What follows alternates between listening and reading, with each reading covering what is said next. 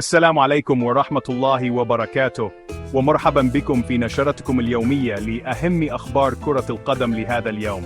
لا تنسوا دعمنا بالاشتراك في القناة وتفعيل زر الجرس ليصلكم كل جديد. الدوري المغربي الممتاز، نهضة بركان يواصل الصدارة ب49 نقطة بعد الجولة 21. اتحاد طنجة يفاجئ أولمبيك آسفي بفوز مثير 4-2.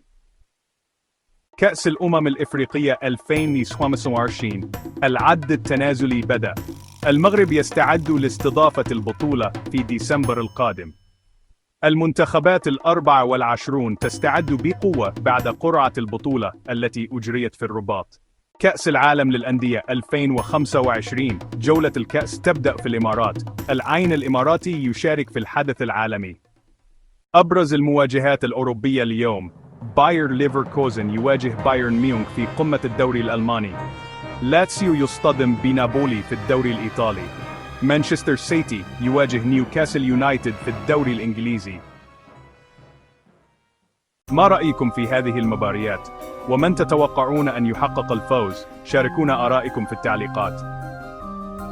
ولا تنسوا دعمنا بلايك والاشتراك في القناة للمزيد من الأخبار الحصرية. نراكم في فيديو قادم.